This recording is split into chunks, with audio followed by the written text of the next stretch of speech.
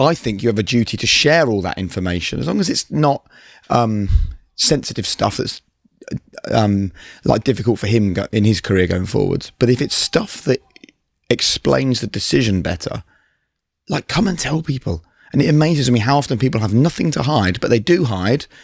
And then people like me get a phone call from a football club going, like, why did you say that on the telly? Because that's not what happened. It's like, well, you're forcing us to guess because... Yeah, I get what you're saying. I think, look, it's a double-edged sword, isn't it? Right, so... Hey, it's Jake here from the High Performance Podcast. I want to start by saying big thanks to all of our new subscribers. This channel is growing like crazy, but most people that watch these videos on YouTube don't subscribe, and it's so important to us. If you can just hit the subscribe button, it grows our channel. The bigger the channel grows, the greater the names we can attract. The greater the names, the more important the conversations, and the more impact we can have on your life. So please, before you watch this video, just hit subscribe right now. It's a game changer for us. It's also fantastic for you. But right now, enjoy the video. Thanks for watching. Well, Steve, thanks for being with us. Pleasure. Nice to see you. Welcome to the show. What do you believe high performance to be? High performance is obviously performing at the optimum level that you can get to, as close to every day as your life as you can get to it. That's really what it means for me, trying to achieve the optimum, the zenith, the most that you can possibly achieve, making the best of yourself, making the best of people around you. Well, we're sitting here today in your office at the Crystal Palace Academy, so it's fair to say things have gone relatively well. But this is where you're at now, and we really want to sort of tap into the journey. So let's go right back to when you left school at 16, or maybe even before that, if you want to go further back than that. When do you think you first had this idea in your mind of being the best version of Steve Parish? I think it starts at school, wanting to be a footballer. You know, it starts at school wanting to be the best at something and realising that you're not, you know, and maybe not being the best, but at least be very good, you know, and seeing what that bestowed upon those people, you know, the sense of self-worth that those people that were really good at stuff got. And I think maybe it's a certain type of person, but, you know, you've then got instilled in your head that you want that, you know, you want to make a difference, you want to matter somewhere. It's important to you, you know, you want that self-respect. You know, maybe there's a little bit of positive jealousy about the people, you know, that have got it. So then it's a process of trying to find out what that is. And, you know, I'm always a great exponent for young people that are constantly asked, you know, what do you want to do? You know, I mean, who knows what they want to do, really? You know, unless you are a footballer or, you know, you've got some particular vocation. What's really important is you don't end up doing things you don't want to do. You know, that you're single-minded enough to say, look, I want to find something where I can be really good at it, you know, where I can make a difference. So you need to try things. You know, you need to go into the world and try things and work out the things that you don't want to do, the things that you're never really going to excel at. And, you know, I see life in that regard as a sort of game of pinball. You know, you bounce off a lot of things until you finally hit the jackpot and you find the zone that suits you. So I remember, for example, leaving school and being given a job in insurance in Thatcher's Britain, you know, when there were no jobs, and telling the recruitment company, I'm not doing that job. You know, there's no one working in an office adding up numbers all day, not happening. And that was it. I was struck off the recruitment companies, you know, And in the end, I found my way into graphic design and advertising and retouching. Found it was something that I loved doing. You know, I had a real passion for it. And then gradually, because of the kind of person I am, had different ideas about how it could work and how it could run, and really found a place where I could make a difference and I could be exceptionally good at something, and get that kind of self-respect that I think's great for everybody to try and gain if they can, you know, where you're getting praise and recognition and, you know, people value you. Nice. So what was it about graphic design as opposed to football that you'd obviously let that ambition go at some stage? What was it about graphic design that lit you up, Steve? So I went to work in this, you know, I got a job through a friend, you know, nepotism really. And I didn't understand what they were talking about for the first 4 months that I was there. You know, they were walking around with these pieces of black and white film, calling them a blue and a red, and I just thought they were talking gobbledygook. And I'd always been made to work. You know, my dad had sent me out for a Saturday job when I was 14. I don't think you can even do it now. You know, I was working in a What do you think that did for you? Well, I mean, obviously, I had a good role model in my father in terms of working hard. I mean, you learn that earning your own money, is far more gratifying than being given it. Going out and buying something with the money that you've earned. You learn about how to build relationships with people that you wouldn't necessarily be friends with outside of it. One of the things I said to my daughters, whereas at school you can have very black and white views of people, in a workplace, you've got to learn to find a common ground with everybody that you work with, because you're going to be with them every day. And, I learned just how hard it is to work. I mean, if you work in a cafe or a shop and you stand on your feet all day, and I learned about selling and customer interaction and human behaviour. And I learned how if you give people positivity, generally they give it back to you. So I learned an incredible amount of things with those jobs, working on Saturdays and in the summer. And then when I went into the graphics business, what I learned was early retouching. We were very fortunate. The business that I had some of the first, I mean, you needed a supercomputer to do what the kind of things that you can do today on a mobile phone. And it was the type of work. We were in advertising, so we manipulated these images and then you could see them on billboards the next day. There's a physical manifestation of the work that you did. And I had a computer graphics OA level. I took an extra subject when I was at school. And that basically made me the one-eyed man in the land of the blind at the time. Literally, people, it was transitioning from a craft to a computerized skill. And I walked into this place as an 18-year-old, and there were literally computers almost gathering dust in the corner. It was quite unionised, and people didn't want to touch them, and they were sort of the devil's machines, and they're going to take all our jobs. And of course I was there to embrace them and get into them, and I just loved it. I loved the whole process. I went from probably being somebody that my parents would think of outside of going and doing a job on a Saturday or in the week, of being relatively lazy outside of that, or just wanting to play football, to you literally couldn't drag me away from the place if I was creating an image for an ad. And then, I think I'm one of those people that never wants to let somebody down. If I make a promise to you, if I say I'm going to deliver that to you, you're going to get it, right?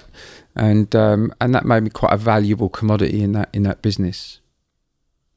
There's two things you've said there that really fascinate me that I'd like to explore. One is you're going into an industry where you are the one-eyed man in the kingdom of the blind. So you're coming in with new ideas and you're innovating and you're trying to change old habits and old practices.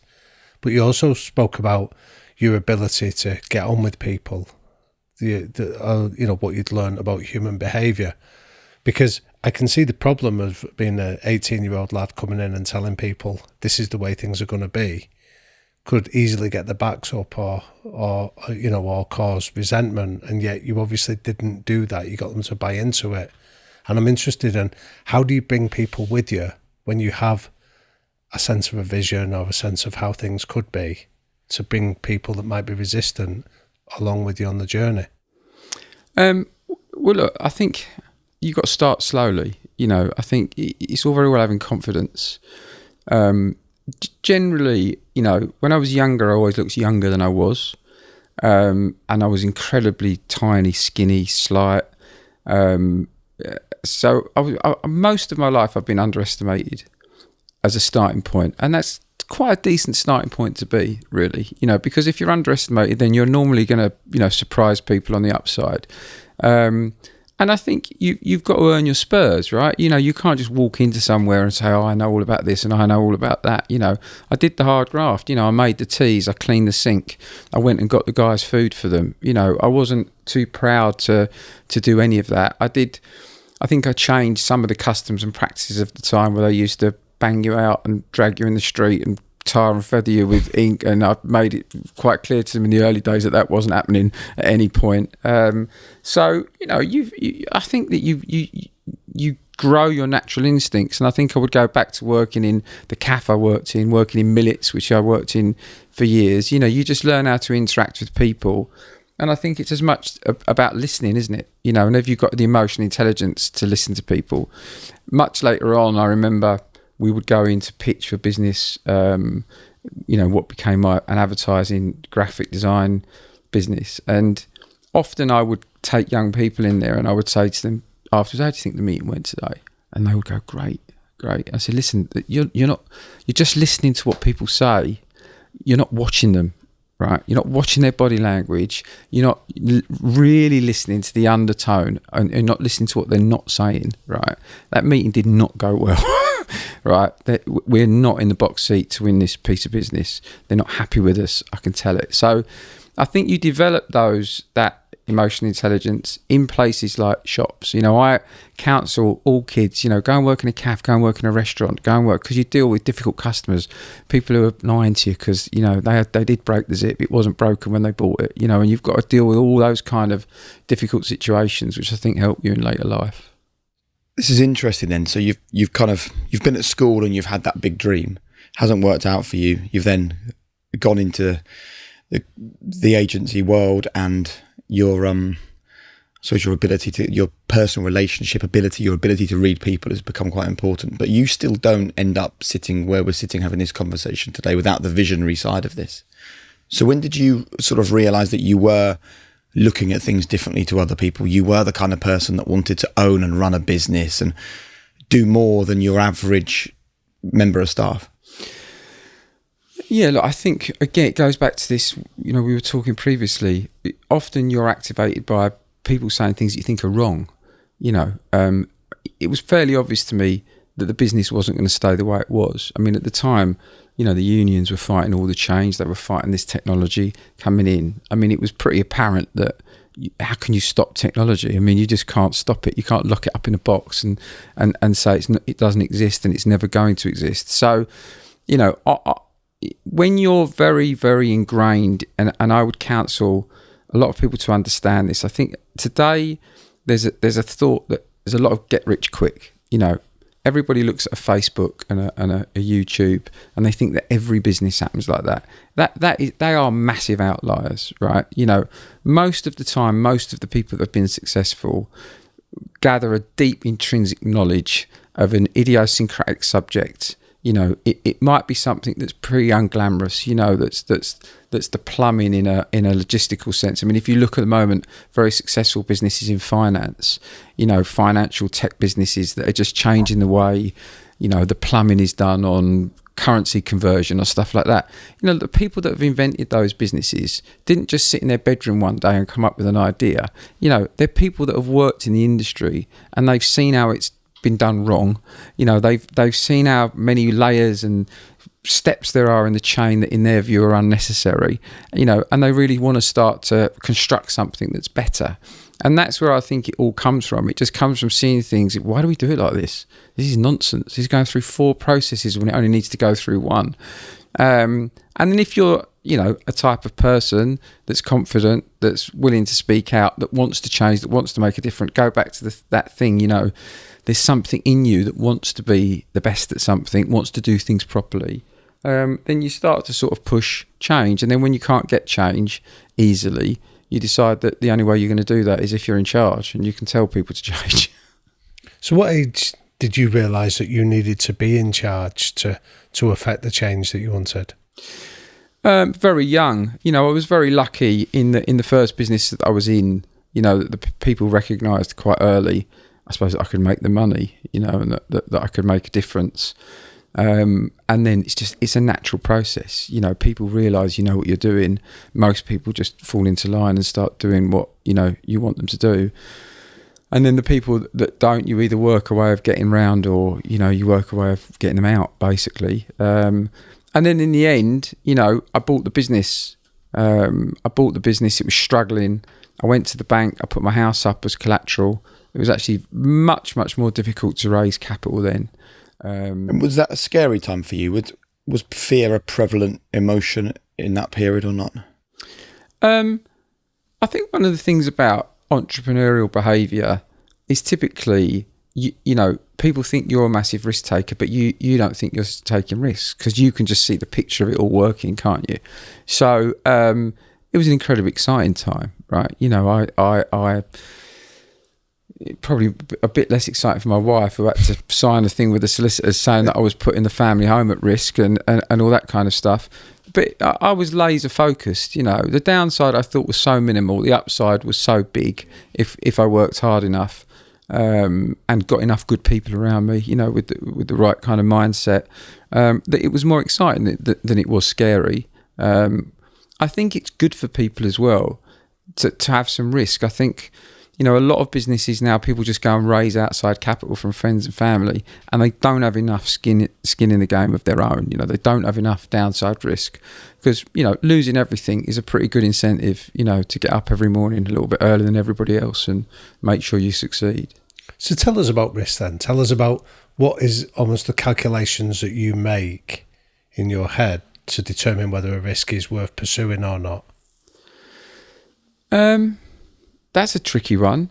I think that, if you come to a football club, which is hugely risky, I think sometimes, you've got to just take a leap into the unknown to a certain extent as well. I mean, when I got involved in football, I didn't really know how I was going to do it right. I just seen a lot of people doing a lot of things wrong. So I thought, if I steer clear of those, I'll manage that. But I think you've got to believe in yourself and your own acumen, and you've got to think that you've got some knowledge that can help you do it. So, for example, me investing in Bitcoin would just be a ridiculous risk to me, right? I don't. The more I look at it, the less I understand about it, right? I can understand that people have made a lot of money out of it, and well done to them. I don't go near it because I'm never going to risk enough money in it to make a difference to my life, because there's nothing there that I can really believe in, right? But I always believed that there was an opportunity in my advertising business to grow it, to make it bigger, to make it successful. And when I looked at Crystal Palace, when I was a kid and I used to go to Selhurst Park, it was pretty much the same experience as going to Highbury. By the time, I bought the club, Selhurst Park was worse than it was when I was a kid, and Arsenal were in the Emirates, right? So it was pretty clear that there was an upside potential, right? And obvious that the downside risk was pretty dangerous. The last two owners of the club had gone into administration. So I think you've just got, at a certain point, you've got to believe in the ideas, you've got to believe in yourself. And as I said, you tend to not really think you're taking risks because you believe in the story, the narrative you've built in your head so much. The other key thing here is bringing people on that journey with you. And this is just as applicable today at Crystal Palace as it was back then in your early business. You said that, I raised capital, I put the house up as capital or collateral against the business, and then I had to find great people and work with them. We have a lot of business leaders, a lot of entrepreneurs, a lot of, what did Brent Hoberman call them? Wantrepreneurs, who aren't yet but would love to be in business. What would you share with them about recruiting the right kinds of people? How do you get that part of a business right? Because the truth is that every business is a recruitment business, right? Yeah. Well, I tend to gather people. So my criticism of a lot of businesses, I think there's a benefit in patience. So whilst I would set myself goals, I wouldn't necessarily set myself timescales. You've always got a lot longer than you think you've got in business. If you start getting petrified, this competitor's doing that, we've got to have this by tomorrow, I think you can make panicky decisions. Finding good people that think like you, that will act like you in the right circumstances, that have got integrity, that are honest, understand the concept of working for an organisation and putting that organisation before themselves are hard to find if you then couple that with actual knowledge about the thing that you're doing. So I've run very few recruitment processes in my life. I think the concept that, you get 5 candidates who happen to be people that want to move jobs at the time, and then you make the decision that you're going to pick one of them, has got so little chance of success. And the problem is if you hire somebody who's the wrong person, generally you're looking at 6 months to 2 years before you fix it, before you get out of it. So the benefit of getting a great person is so much higher even than the value of a good person, that it's just worth taking your time. So I'm much more somebody that collects people than I am somebody who recruits people. Explain that. Well, you'll if you're in an industry, you'll meet people along the way in a natural environment. You'll get to hear about people. I'll get to hear about somebody. I'll look at things that they're doing and I think they're interesting. We might talk about football managers. I was talking to another chairman the other day about football managers, and they say about interviewing a football manager. I mean, they all do good interviews. I've never met a football manager now who doesn't have a PowerPoint, have some tactical stuff. Will tell you how brilliantly they get on with the manager and they work seamlessly with the recruitment. You know what I mean? I mean, nobody comes into an interview not wanting to sell themselves to do a job. It's a completely. I've never had any idea how anybody makes a decision in an interview about whether somebody's the right person for them to work with. But watching somebody from afar, seeing their track record, seeing the things that they've done.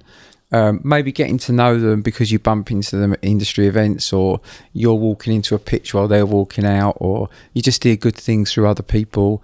For example, we used to have a recruitment scheme in my advertising business where we would pay the staff to recommend somebody and bring somebody in. We'll pay a recruitment company who we don't know, and we don't know that they know us, but we've got great people that work for us. Probably they know great people because they're people that we like. So we'd much more likely to pay them to bring people in than we would to pay a recruitment company. So I would take my time. I would rather not hire somebody than hire somebody that was just good as opposed to getting somebody great. And I would just build relationships with people over time and then gradually bring them into the business, sometimes talking to them for 6 months to make sure that it was right. Because the other thing as well is, it's a two-way street, right? It's not just about finding people that are right for you. They've got to be right for the company. They've got to come and be a success, and it's got to be a place that they want to be. So equally in an interview, what I find is that, the company aren't really truthful about what the reality is of working in their company, and the candidate isn't really entirely truthful. They're trying to sell the best version of themselves, right? Whereas what you really need to understand is what's everybody's worst day like. And, I'll sit in an interview saying we're not very good at this and we're not very good at that, and we've really got to improve at this and we've really got to improve at that, and this is what you're going to walk into, and, we expect people to work really stupid hours, and I'm probably going to ring you at midnight on a Thursday, and just so you know before you come, that's the way it is, But by the way, if you've got to go to the dentist or you're not in 4 days a week, no one's checking up on you as long as you're getting your work done, as an example. So collecting people for me, and I see it now, I'm on the board of some tech startups. I try and help people. And then there's this kind of business 101 that you can have a successful business if you just put these certain building blocks in place, right? So if you've got 4 salespeople and 2 marketing people and a head of people, and they go out and they recruit them all in 3 weeks. I mean, your chances of finding, even having a 20% hit ratio of successful recruitment on that basis is tiny, I think. So what's been the best recruitment or an example of the best person that you've recruited using your methods? So in advertising, the first person I worked for was as an apprentice was a guy called Tim Courtley. And his father owned the business, and I recruited him into my advertising business when it was my business. He was brilliant. He had a lot of talents and skills that I didn't have. He was the person. One of the problems that you have to overcome, and I'm much better at it now, is this constantly striving for perfection. Everything's got to be perfect, and nothing ever will be, and it stymies decision making. And he was always the one who would say to me, right, okay, you got to make a decision. Okay, you got to make a decision now, Steve. We need to know now. What do you want to do? We'll do whatever you want to do, but we need to know now. So he was brilliant at that kind of thing. A much better time manager than me. Wanted to go home at a certain time, so wanted to get it done in a certain framework. Very loyal, incredibly hardworking. I had another guy called Colin Bond who sadly passed away, who I'd say was a mentor. The first day I walked into work, he was a proofer. He took me under his wing. He used to come and pick me up at 6:30 in the morning when I'd come home from a nightclub at 4 o'clock, that morning, and make sure I got to work. He taught me how to go and get my first pay rise and what to say. Go on. This is information everyone listening to this would love to hear. He told me. Crystal Palace stuff. So the thing was, I worked in this business and it was unionised, but the way you could get out of the union pay scales, you become a manager, right? And you knew all the managers were because they had company cars, right? So the thing you coveted most in this business was getting a company car. And at this point, I was running all of this computer equipment.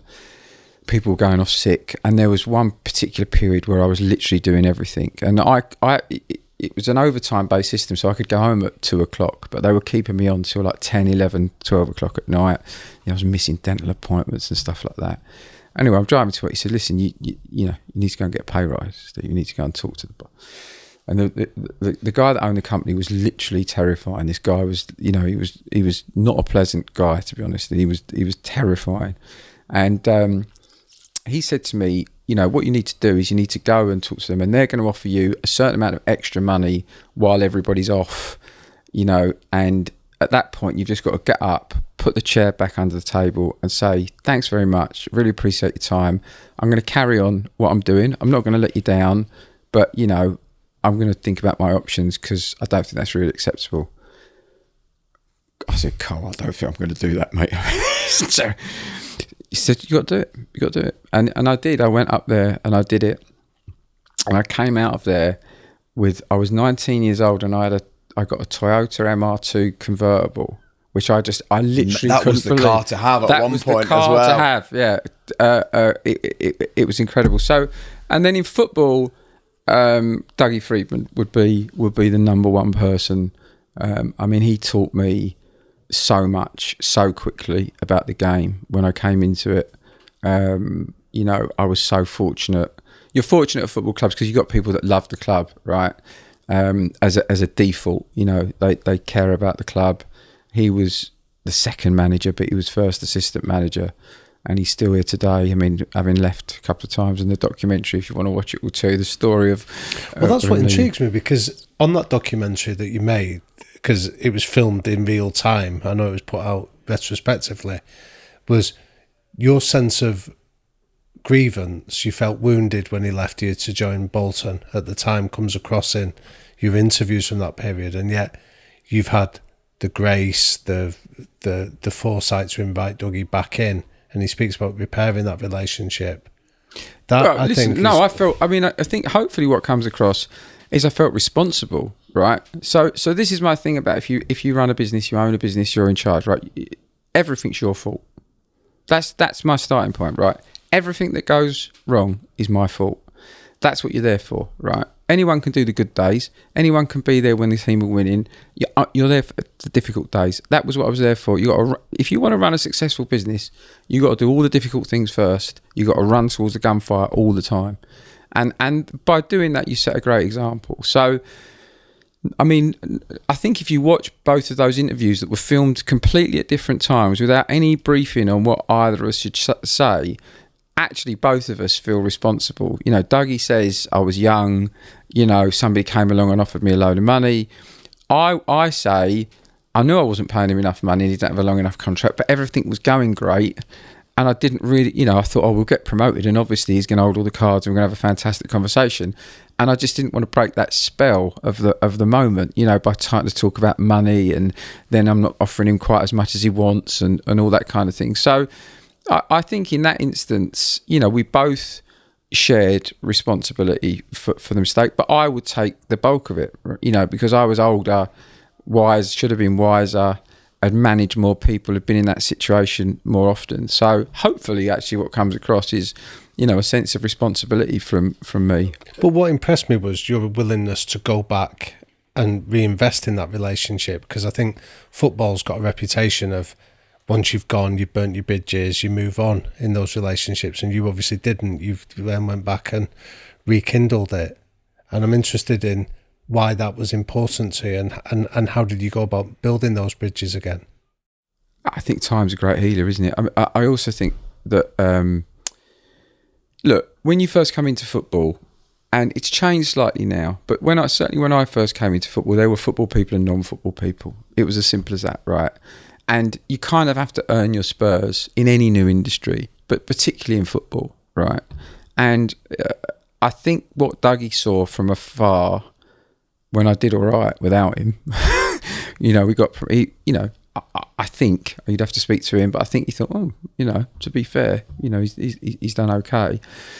And then I remember he rang me, he was going to go for the Forest job, and he rang me out of the blue and he said, I'm about to take this job, what do you think? And that was an important first step. He'd been back with Bolton. Look, if it's business, I don't bear grudges, right? If you say something nasty to me personally, if you say I'm a bad person or I'm a dishonest, I'm going to take it personally, right? But there was none of that, right? He got offered a job with a lot of money, with a contract that was very attractive, right? that's life. You know, I remember writing in his book, football's the only profession in the world where there's people think that you shouldn't be aiming to better yourself, right? You know, to be going to a better place, to be getting a better job, you know, to be earning more money for your family, to be trying to achieve more things. So, you know, I didn't look at it, you know, I just thought, could have managed that situation better, Steve, couldn't you? You know, obviously there was a lot of noise around the fans. Is it his fault? Is it your fault? As normal with these things, it's my fault because I'm in charge and I should have stopped it. At the time, I was just focused on making sure that it wasn't catastrophic, you know, and getting Ian in and making sure we still got promoted. But I always knew Dougie was a good bloke and he would learn life was a bit different. And I didn't think necessarily we would find a moment to work together again, but I was very pleased when we could. I want to get into the details of Crystal Palace, but I think before we talk football, I'd love to just wrap up the previous part of your life. So you're in this business, you're running it, you're leading it, you're recruiting people. I mean, it sounds like you were in real flow at this point. Am I right in saying it felt like everything you touched kind of worked? Yeah, you learn it for a while, it does. And then you make a really quick decision, you know, to do something like buy a company and it goes wrong. I mean, you're definitely your most vulnerable when you're your most successful. I mean, one of my favourite quotes of all time is Bill Gates, which is that success is a really bad teacher. It makes smart people think they can't fail. And that's absolutely true. You know, failures, you learn, I know people say this, but you do, you learn infinitely more out of your failures than you do out of your successes. So typically, you know, you tend to go on a roll and everything's going really well and it's working really well. And then, you know, you buy a business. I bought a business called World Writers that translated ads for people all over the world. That was really successful. And then I bought a business called Smoke and Mirrors and that was really successful. And then I remember buying another business after that where I didn't do the same level of diligence. I didn't give it the same amount of thought. I just thought, I'm brilliant. Everything I touch turns to gold. And that's when you have failures, right? That's when you realise that you don't do the work. You know, again, there may be people in the world that get lucky, you know, and they don't have to do that. Or they may have such incredible natural instincts. But I don't think that's true because I think that's why gamblers don't win.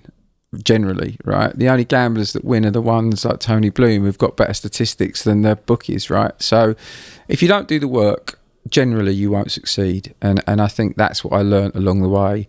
And then out of that, you probably develop a bit more caution and you go a little bit slower. And that's maybe, you know, I haven't got regrets really, but I think sometimes actually doing 10 things and accepting 3 of them are going to be a mistake might be better than only ever doing 3 things and getting them all right. I'm involved with another business where a lot of my staff went afterwards, where the leader of that has much more of that philosophy than I do, and that's worked brilliant for him. Although, you know, he's run a lot closer to the wire, you know, financially. I mean, it's incredibly successful now, but he ran a lot closer to the wire than I did. So there are different ways of doing things, but definitely, you know, your failures tend to come hot on the heels of your biggest successes. And you got to the point where the business was sold. Is it on record what that sold for, or how well you did out of that or not? Yeah, so we sold it for a couple of 100 million. Yeah. It's just sold again for 700. So, which was 11, 12 years. I bought the club and I had both businesses at the same time. And look, I'm somebody who's been driven by passion. I'm not driven by money. You know, everyone likes money. And that great saying, you know, does money make you happy? Well, I've lived with it and I've lived without it, and I much prefer living with it because it facilitates a lot of things. But look, the advertising business was hard work, lots of travelling. I had 14 different physical locations around the world. I had about 2,500 people, if you included all the freelancers that worked for us.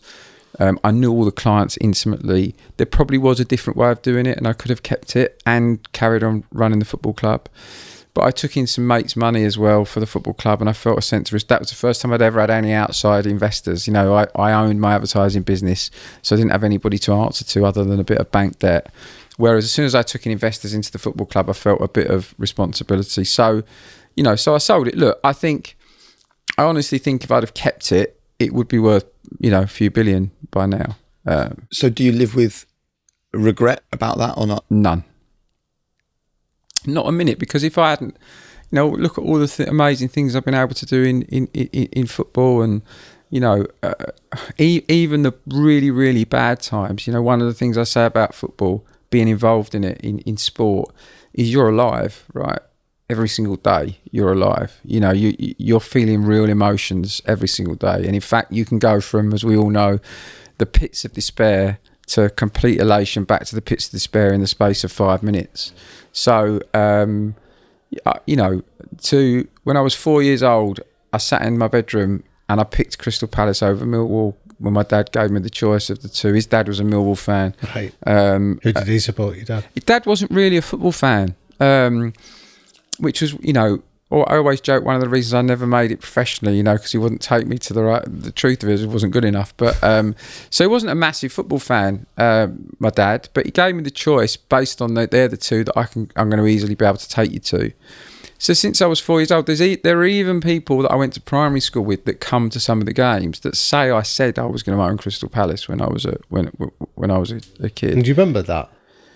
Well, look, I think wanting to play so much and then not being able to, that the next best thing maybe is, you know, can you own your football club or can you run your football club? So being able to do this, being able to make a difference to my community, my local community, being a part of, you know, and the players obviously do all the work on the pitch, right? But being a catalyst, if you like, to bring so much joy, you know, to people, has been incredible. So, you know, I certainly don't think I would be happier with more money, but still in advertising than I am now doing this. Can I go back and just explore something you said about when you were on that run of success? I'm interested in what lessons you could pass on to listeners about how to avoid complacency. When things are going well, you start to think that you're the cock of the walk. How have you learned to avoid that? Look, I don't like letting people down and I don't like failure. That's a natural instinct. And that's got, as I said, some positive and some negative connotations. You know, I think you can move quicker as you come to terms with failure, and you do have to try things. And, you know, I know that, you know, move quickly and break things thing they've got in Silicon Valley. You know, that is very true. You know, it's a quick way of doing it. I think I was a bit of a worrier. You know, I think I was born a bit of a worrier. I think that any good manager, and that's what you are essentially if you run a business or if you manage a football club, you know, you've got a kind of crystal ball in your head. You know, it might not be a perfect one, but you do have one. You know, you're trying to envisage the future, aren't you? That's why you develop products and services that people don't necessarily know they want or need, that you think that you know they do need. And in that regard, you're generally in your worst moments catastrophizing, right? I mean, you know, and whilst they're not mentally very healthy, they're incredibly useful, you know. So I think people that do well build successful scenarios in their head, and then they also build the alternative reality in their head of how it can all go wrong and what they need to do to avoid it. You know, I always say, just coming back to kind of football analogies, you know, the good football managers you know, have to work so hard because they look at the season in their head. They can see how the season's going to pan out, and unless they get that player to make that run and that one to do that and that one always to be in that position, and that hotel was no good that we stayed in, that needs to be better, you know. So you're constantly scanning the horizon for threats, aren't you, when you've got a business and you're running it, and protecting yourself against those downside scenarios. And the more success you get and the more people say you're good at it, you know, the greater that fear of,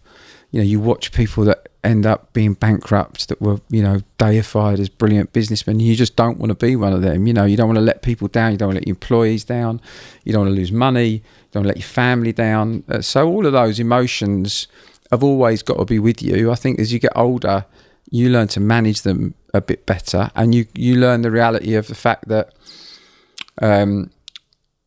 one business partner that I had once in one business said something really, really smart to me that's been really useful in the dark times, is that your worst fears are seldom realised. And that's a good thing to hang on to when you're really, you know, in a catastrophising moment. But it's not, that said, it's useful, you know, to look at your worst day. And I mean, it's really interesting. Like, we interviewed a guy called Adam Grant on this podcast, Steve, and he's an organisational psychologist at Wharton University. You'd love his episode, actually. I'll send you the link. It's really interesting. Sounds good, yeah. But he explains the theory behind the practice that you've just said of having a really clear sense of what you do want and where you want to get to.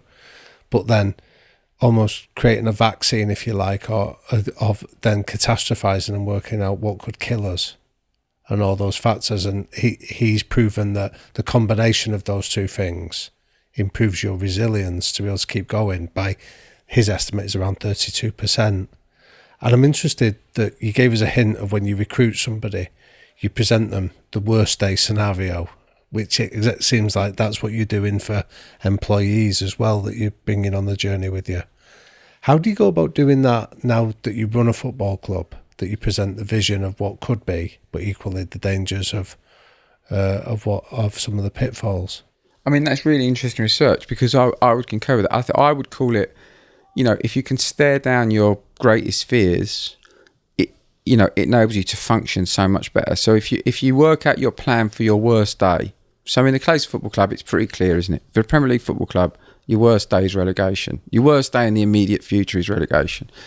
So if you look at, you've got to make sure you get that out, look at what it looks like, really understand it, understand how you're going to mitigate it, stare it down, and then I think it liberates you, right? Because then your worst, think, okay, the worst happens, we'll be okay. And I think it then actually makes you perform better. The one time I've been in the dressing room with after a game to talk to the players, under Sam's blessing, which when I was with Sam, we'd lost 4-0 to Sunderland, and we were at the bottom of the table, and we were in real trouble. And I'd built a good relationship with the players over the summer and there were various conversations I had with them in that dressing room that aren't to be repeated. But one of my themes was that, right, was look, we're playing like we're terrified, and you're terrifying the crowd, right? We're all terrified of this spectre of relegation. But at the end of the day, right, if we get relegated, the sun's still going to come up tomorrow. You're still going to have a beautiful family and a great life. You're going to have a beautiful family and a great life. I'm going to have a beautiful family and a great life, right? Like it's not great, but it isn't the end of the world, and we'll work a way to come back. And if we start playing like it isn't the end of the world, we're going to be fine, right? But while we play like it's almost like a magnet. There's a thing in car racing. I used to race cars where if there's a car off the track, often you'll drive into it, right? Because there's failure can kind of magnetize you to itself if you spend too long thinking about it. So I think that's a brilliant bit of research, because I think if you can stare down your greatest fear and think about how you would deal with it on that day, then you can function a lot better on a daily basis. Well, another interesting piece of research that we did was when we interviewed Dr. Pippa Grange on this podcast as well, and she spoke about fear in a lot more detail, and she spoke about this idea of you see, face, and then replace it. So first of all, you have to acknowledge that fear is present. Then you have to face it and say, what is it I'm fearful of? What is this telling me? What's it warning me about? And then replace it with a more helpful narrative that say, exactly like you say, we're still going to have lovely families and a good life. And that's how you've replaced it. Or a plan to deal with it. Yeah, precisely. I love how involved you are here, because actually there's a strange thing in football, isn't there, that it's one of those rare businesses where you can own it, but people are negative about someone on the non-football side being involved in it. This thing about, does the owner go in the dressing room? Does the owner come to the training? Does the owner go and meet the players? And it's like, why is there such a strange conversation around owners being involved in the thing they own in football that I don't see in any other? Like, you own a football club because you're a successful person, because you understand people, because you've done some amazing things, you bring value to the room. Why is there this conversation in football about owners should be more detached for some strange reason, I don't know. I do tell people that come into it, if they do come and ask for advice, I say to them, look, as a chairman of a football club, you need to remember a couple of things, right? You're only really there for the bad days. You sign all the bad players. Any bad player, it was definitely the chairman that got involved in signing that bad player. When you're losing, it's all your fault. And when you're winning, no one's asking you to go on the lap of honour, and no one's, you're pretty much invisible, right? I can easily come to terms with those things because I love this football club, right? So everything I do, I look through the lens of, is it the right thing for the football club? And we've all got an ego, a healthy one, right? But you do have to subordinate it if you want to be involved in football at this level to a certain extent. And you do also have to block out the noise. So to answer your question directly, I don't think you'll find any high performance or good organisation where the person at the top isn't actively involved. I actually think that one of the problems that a lot of people have is that they have very successful businesses and then they come into football. They're kind of past that level where they want any aggravation. They've delegated a lot of that into their normal business, and they come into football as a sort of hobby. They think they can hire some relatively good people and it will all go all right. And often they can end up losing, quite a bit of money. So my view, as always, is that the buck begins and ends with me. I don't really much care what people think about what I haven't achieved. I've got my own measurement of it, right? I know what my job is in this football club, and my job in this football club might not be to be the one that wins trophies, right? I mean, I want to win trophies. We came within 8 minutes of winning the cup final. It'd be great for the football club. But my job is to build a platform for this football club that will last for years, right? The thing that drove me into it was Selhurst Park, Highbury, Selhurst Park, the Emirates, right? I want to bridge that gap back. I want success for this football club to be an everyday occurrence, not one day out at Wembley every 10 years. So I think that people that come into football just need to think slightly differently. I think people tend to try and do things too quickly. We're going to be really successful right away, and I think that's very difficult in any business. And I do think, if you want to be successful at anything, you need to learn about it. I've learned more in away grounds, going to away games, talking to people that have been in football for years and years and years, than I ever would sitting in an office in London, not having a dialogue with everybody. I'm a great believer in stealing the best ideas from everybody. So one of the comments you made there, Steve, was that you don't really care what people think about you, which is, I can see that's a healthy position to take. But you also do seem to be really open to feedback, where people will say to you, that's not working, or there's a better way of doing it, as you've just described. So what's the filter you apply when somebody is offering you feedback that you go, that's valuable, but that's just noise? How do you go about it? Well, so firstly, I definitely care about what people think about me, right? I don't want to give that impression that I don't care about. I don't care about what people think about certain decisions that I have to make, because if they're not armed with all of the information, right? So, for example, let's take the recent situation with Patrick. There are people who said it was the wrong thing to do, when he went, and then they'll now say to me, oh, it was brilliant, you did the right. And I'm like, listen, I wasn't really interested in what you thought when you said it was the wrong thing, and I'm not particularly interested that you think it was the right thing, right? You didn't have all the information that I had. I mean, in a lot of cases with football clubs or any business, from the outside looking in, having an opinion about, what should happen is a bit like somebody telling a judge, what verdict they should come to in a court case based on a newspaper story, right? I mean, the judge has got all of the information, has sat through 10 days in the court, right, and understands exactly what's going on. So, none of us want to be thought of badly. We all want to be well thought of, right? But you can't let that cloud every individual decision, right? Sometimes you have to be what seems to be unpopular to do what you believe, is the right thing. That's different to people thinking that you're honest, decent, you act with integrity, you act for the right reasons. These are really important things to me and to everybody, right? But equally, I don't care if 1,000 people think I'm making the wrong decision, and I feel like I know I'm making the right one. Should I tell you what I think about this owner-fan situation in football at the moment? Because it feels broken to me, right? I mean, I'm a Norwich City fan, so I hear Delia out being chanted every week, and it breaks my heart because she saved the football club. She's done everything she can for the football club. And if you really want someone like a local fan, like you are, people talk about fan ownership. Well, here it is. You're a football fan and you own Palace. Delia's a Norwich fan and owns Norwich, right? You've got to be really careful what you wish for, because look at all of the clubs around who have struggled. I think that part of this comes from communication. Like, I work in the communication industry, really, and all of my time is spent trying to have these sorts of conversations with, whether it's a manager or a player or a person on the business side of a football club. But I would love more conversations with owners, right? They will never allow you in but then they'll get frustrated when people form an opinion based on 10% of the information. And guess what? You've only given us 10% of the information. I do think there's a huge bit of learning for football clubs to bring people completely in, because you've got nothing to hide.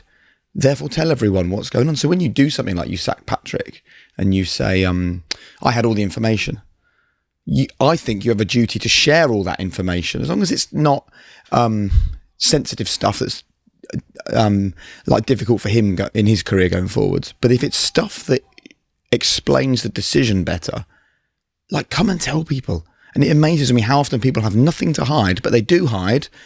And then people like me get a phone call from a football club going, like, why did you say that on the telly? Because that's not what happened. It's like, well, you're forcing us to guess because... Yeah, I get what you're saying. I think, look, it's a double-edged sword, isn't it? Right. So let's just talk about Patrick for a minute. Yeah. So here's a person that I've got unbelievable amounts of time for, right? He's a brilliant guy. He's smart. We had a fantastic season with him. You know, we got to the semi-final of the FA Cup. You know, keeping Palace in the Premier League, finishing 12th is an achievement, right? Let's be realistic. We're a bottom 9 revenue club in the Premier League.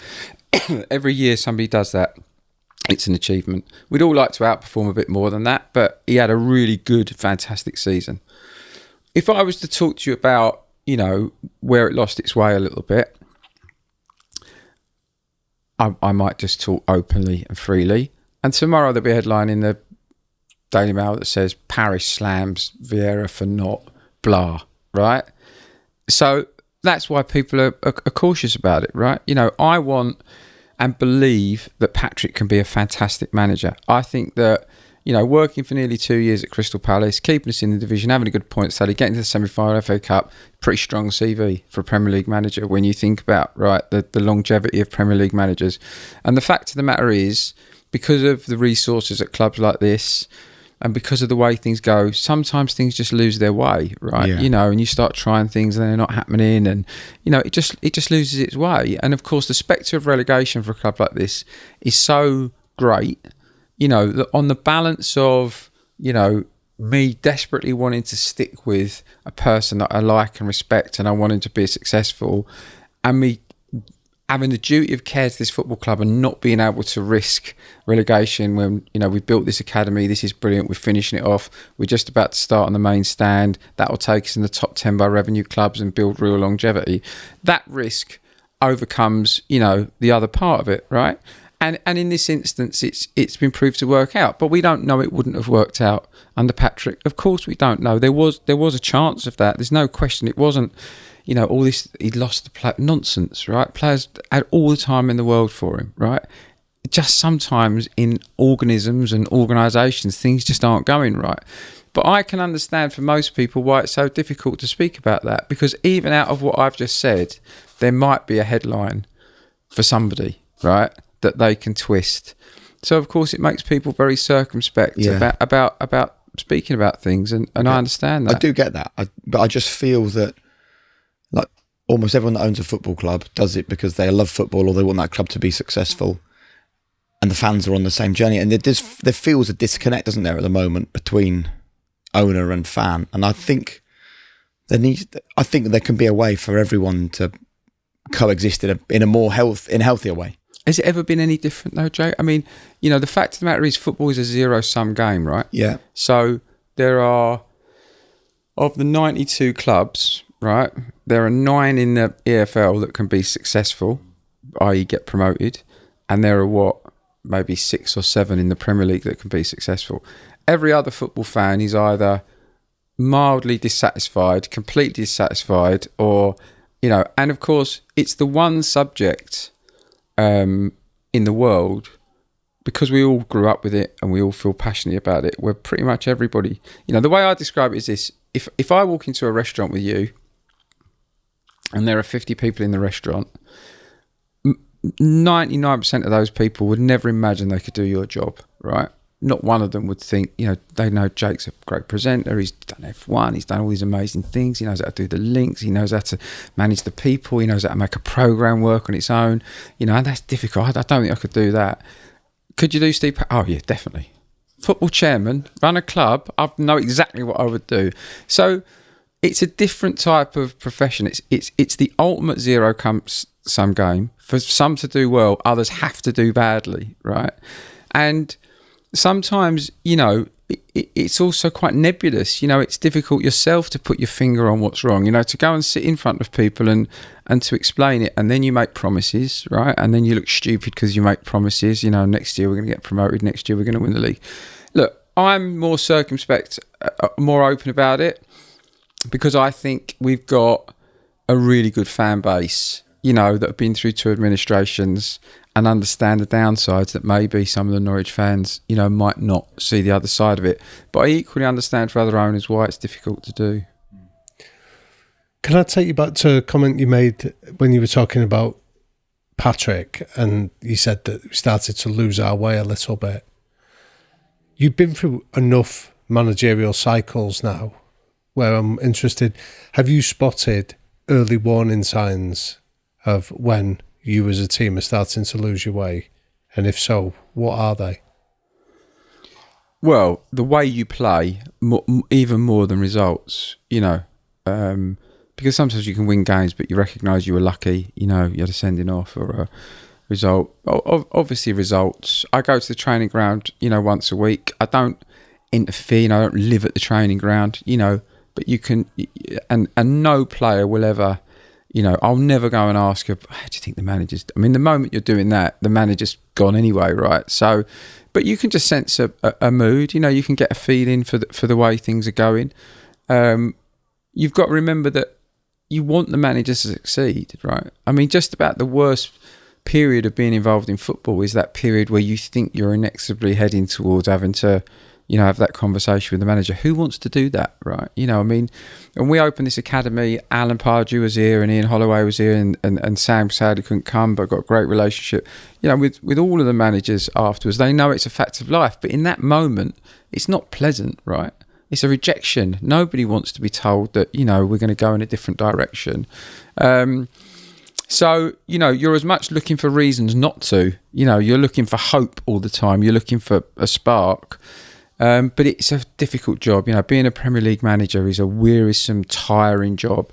And often you can just start to see the fatigue in the manager. Even at the end of Roy's last tenure, Roy now, he would say, I think, compared to at the end of that 4 years through COVID, all of that difficult period, us not really signing players, compared to how he is now, he's got a completely new lease of life. So there's lots of little signs, but I do think it's important to go and watch every game. I don't think you can get a sense of it on television. So beyond just simply deciding to replace them, what other methods would you suggest that you have done that have worked effectively to maybe stave off the threat of the sack or maybe turn things around? Look, you're talking to the manager and you're trying to help them find the right direction. I think I learnt very early on, as a football chairman, your words carry tremendous weight. At the end of the day, that football manager knows they need to keep you happy in some ways. So, if you want people to succeed, right? So you're just trying to find ways to mentor them. From an advertising background, I see it very much like working with a creative director, right? I mean, you can't do what they do, but you're trying to help them be the best version of themselves. What I find a lot with managers at the moment is that they study certain managers and they understand how they are and how they act, but they don't understand what they actually do to be able to act and be like that. And I almost think for some managers, we're getting too bogged down with data and we're forgetting the fact that a football team is an organism of a group of people and there is emotion and effort involved. And I think that, you need to have the basics of just man management, right? Which are, for me, if I've got a group of people, they want to have a purpose, right? So everybody in an organisation needs a purpose. What's my purpose? Monday morning, what are we all working towards? Where do I fit inside that purpose, right? What's my role in making that purpose, collective purpose, better? How do I improve as an individual? Am I improving as as an individual? And am I inspired? And my big thing about inspiration isn't a boring week and then an inspirational speech at the end. The inspiration is every second of every minute of every day. So let me give you a great example. If you go and watch training this afternoon or this morning, and you watch Roy and Ray in training, you know, all you'll hear is, go on, there's another ball. Yes, top corner, brilliant. Do it again. Get around the ball. Stop the cross, stop the cross. Constantly inspired. As I say to people, look, if you're cold, wet, tired and bored, you're cold, wet, tired and bored. You're not cold, wet, tired and bored because you're a millionaire. You're just cold, wet, tired and bored and uninspired, right? So I do think that the basics of any form of management, whether it's a football team, whether it's a company, hold true, right? And to get the best out of a group of people, you've got to provide them with those basic ingredients. And then give them some time off. You know, there's become this obsession in football of 6 days a week and running every week, and everybody needs some time off, right? Everyone needs a break. Everyone needs to go to the dentist and take the dog to the vets. And, you know, people have got stuff to do in their lives, and having a break from your problems is sometimes the best solution to your problems than just sitting. You know, sometimes less thinking is better than just constantly thinking about something. Really interesting. We've reached the point in our interview where we're going to run through a few quick-fire questions, if you're up for these. Let's try it. So the first one is the 3 non-negotiable behaviours that you and the people around you would ideally buy into.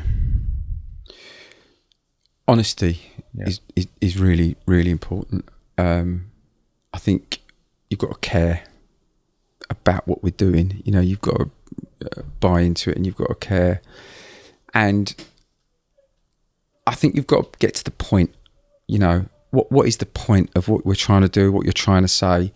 You know, don't waste my time with word salad and nonsense and corporate speak. You know, just get to the nub of it and let's get on with it. They're probably the 3 most important ones. What advice would you give to a teenage Steve just starting out? Oh, go harder, go faster. Definitely. You know, just get on with it. Believe in yourself. Are you an optimist? And if so, how important is optimism for high performance? Yeah, we've discussed that. I think you have to be an optimist because you have to see a route to success. If you're not seeing a route to success, then, you know, you're never going to get there. But I think unbridled optimism or delusional optimism doesn't help you at all. You know, to your point, you know, I think successful people have got optimism tempered by a bit of fear of what a bad day looks like. So I think positive, healthy optimism, realistic optimism is very important. What's your greatest strength and your biggest weakness? My greatest strength is I will not stop until I get it done. I just will not stop until I get it done. I just don't know. Not finishing something is, I can't bear it. You know, if I've set myself a goal, I get it done. My greatest weakness is I wish I was more succinct in the way that I spoke. I think, you know, people that can encapsulate ideas in very short sentences very quickly, I think save themselves a lot of time in life. And the final question for people that have listened to this like brilliant, fascinating, educational conversation, what would you like to leave ringing in their ears about your sort of one golden rule, if you like, your final message to them? Maybe they're struggling, maybe they're in a good place, but what would you leave them with about your kind of one golden rule for high performance? Find something you like doing. Just find something you love to do. Don't do stuff you don't want to do. Find something you like to do, and in a perfect world, if you can find a way of owning a piece of it, that's even better. But, you know, get up every morning and find something you want to do. And the other thing I would say, which is really, really important, is look after your body. Look after yourself. Look, get fit, get healthy, eat well. I mean, I think most people look after their car better than they look after their body. You know, you've only got one body. It's got to last you as long as it possibly can. And if your physical health is good, everything in your life is better, and it's much easier to attain your goals. So definitely that for me is probably the single golden rule for life. Hey guys, it's Jake here. Listen, before you go, please do me just one favour. Hit subscribe. It makes such a difference to us. The more subscribers we get, then the bigger the channel becomes. The bigger the channel becomes, the bigger the names we can attract and the more impact we can have for you. So thanks for watching, and please subscribe right now.